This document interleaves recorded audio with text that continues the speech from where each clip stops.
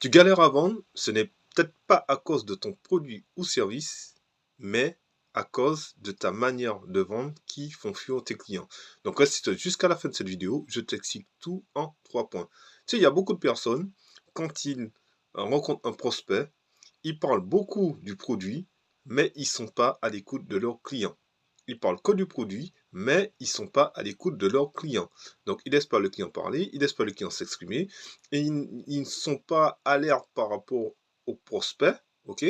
Et du coup, le prospect se dit, eh ben, il ne comprend pas ce que je lui demande, donc du coup, les personnes s'en vont et les personnes sont moins intéressées par le produit.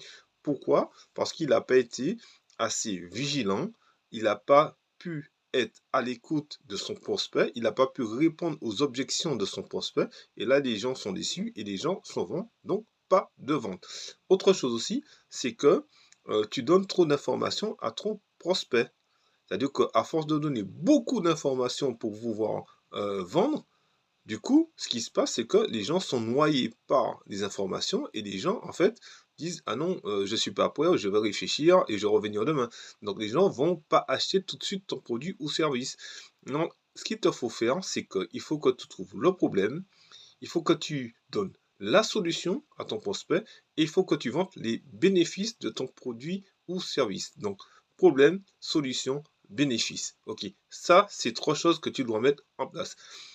Après, il faut aussi euh, que tu crées la confiance vis-à-vis de ton prospect. Parce que tu peux avoir le meilleur produit du monde, voilà, la meilleure prestation, le meilleur service, mais les gens ne te connaissent pas. Les gens ne te connaissent pas. Les gens ont peut-être vu ton produit dans une pub, dans une vidéo, ils vont venir te voir, mais ils ne te connaissent pas.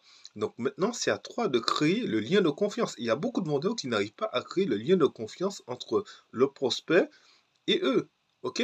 Parce que ton prospect, si tu arrives à créer un lien de confiance, deviendra un client potentiel.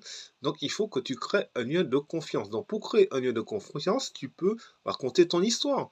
Si tu es le fondateur du produit, ou si c'est pas toi le fondateur du produit, tu parles des gens qui ont créé le produit. Tu peux aussi parler des témoignages de tes clients. Tu peux montrer aussi le témoignage de tes clients. Tu peux aussi parler de tes partenaires où tes produits sont vendus euh, dans la grande distribution, par exemple, tu vois. Donc, il y a plein d'astuces et tout cela va permettre de créer un lien, va rassurer ton client. Et là, un client rassuré, c'est un client qui achète. Voilà. Donc, si tu as aimé cette vidéo, je t'invite à le liker, le poster, le partager et à t'abonner à Caraïbes Entrepreneur si ce n'est pas encore fait. Et je te dis